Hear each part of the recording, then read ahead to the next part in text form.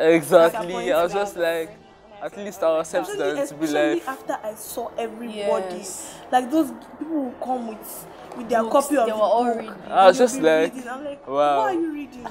Exactly. That's how I was feeling. So I was like, oh my days. I didn't even have a hard copy then. I read it on my phone.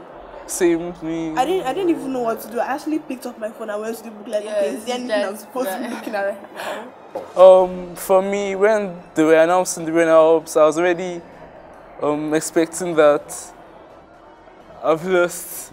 So when I said third, I was like, oh, there's no way I can actually even make it further. Then she said second, and then she said first. I was like, it's never possible, it can't even be me. And then I heard my name, I was really surprised. And I didn't even know whether to scream or shout or dance. I didn't even know. I was just surprised. Yeah. Oh yes, on that day, we were so surprised. We met Joely, like that was my dream. I watched the day before the interview. I watched his interview with Mr. Kasumo, the presenter of Channels TV. It was really nice. So I'd already been. I was actually expecting to see him at the interview, but then when we now met him on that day, yes, it was really good. I was just like, wow. When I saw his face, it looked familiar, but I didn't really remember. So when you said this was Joey, I was like, oh my god. I'm not lying to you. When Mr. Kasumo told us, I'll be surprised for it. Exactly, I was like, I'm surprised. I didn't know. I didn't think of it. I already knew. I was just like, surprised by the because I'd expected to meet him after we won. He would not just appear from somewhere. I know, right? So I knew at some point it was going to happen before we left. After we came back. This competition really gave us like that opportunity to really meet writers. Like, remember the Kuramo? Yes. When we met the Kuramo writers. We met Sefiata.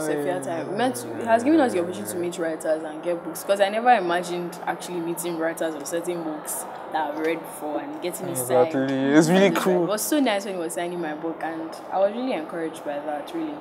I think it has given us that exposure we need for writing and all. So what are you going to do differently after you leave?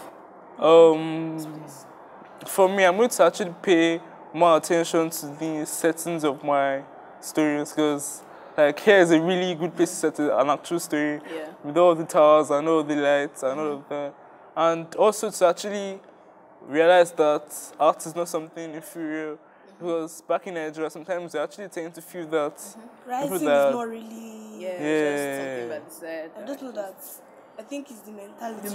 Yes. Because come to this place. For instance, to actually see how interesting history and archaeology can actually be. Remember that museum we went to? That we got to see. Because I think the stereotype when you hear history or you hear archaeology or you hear museums is boring. Exactly. Like, those things we saw, imagine seeing things from the 15th century, 14th century. I just like, wow. Good conditions. I was really amazed. Remember that Bible? The first atlas. First atlas was handwritten and colored. It was very beautiful. Like the things now. And then that telescope. Humans are actually very talented, to be honest. Things that they do, even that stargazing stuff we did at the desert safari, how they were able to navigate with the stars. Like, who would have ever thought of that, really? So there are so many things that we can actually do. Like, I've had this idea for a book in my brain for, I'm going to say, a month now. But actually sit down on my laptop and, okay, let's do this. I know, right? It can be very tiring, to be honest. But I think I'm going to do that when I get back. I actually wanted to start this trip, but I'm so busy everywhere, no rest. I'm currently working on a novel, actually. I plan to finish that, and I also want to start another one that I also started a while ago and finish that as well. I also plan to start doing script writing because I'm studying performing arts. I'm going to major in directing and script writing. So I'm going to be in the writing life, and also I want to also write scripts, and direct stuff. So I think writing, from all of this, writing is actually majorly what I want to do. And I feel like this fair has really encouraged me to want to read more, because I find myself really interested in educational materials and stuff. So I think it's a good way to motivate young people to want to read more now. I think I've already written a book. I've already finished it. I wrote the book when I was in lesson 3 now. I wrote the book when I was in JS 3, just 2 or 3. I wrote the book, and it was just your basic book that you can expect from somebody that age. Just all this school life, blah blah blah. But I think we couldn't find the book for some time, even though it was just in my parents' room. They didn't look very well. We found the book, and my parents were like, okay, let's publish it. I don't know if they have not noticed, but I'm not really enthusiastic about publishing that book because it's not that the book is bad. I actually read over it, and for someone that for the age I was then, it was really Pretty. Yeah, the story was actually really good, but I think I was playing it safe with that book. I was writing what was expected of me. But now I know that I'm not doing that. That's why I don't really want to publish that book. I already have so many ideas. I think I want to become more like of a fantasy writer.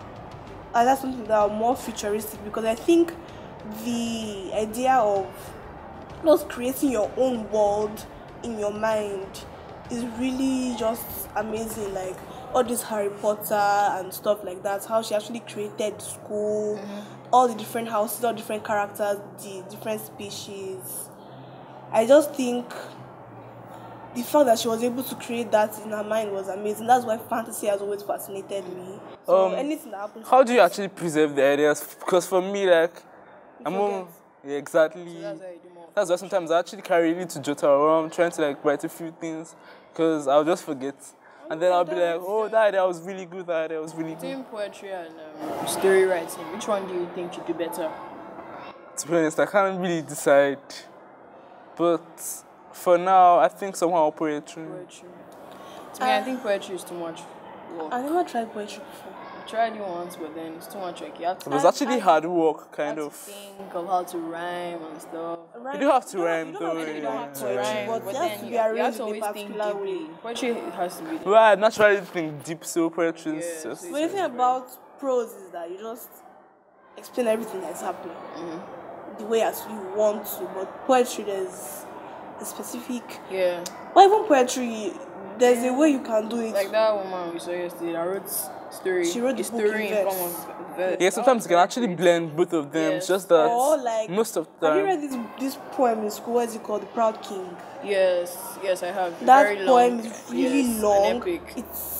It actually narrates the story despite being a poem. So there are different ways you can do it. And so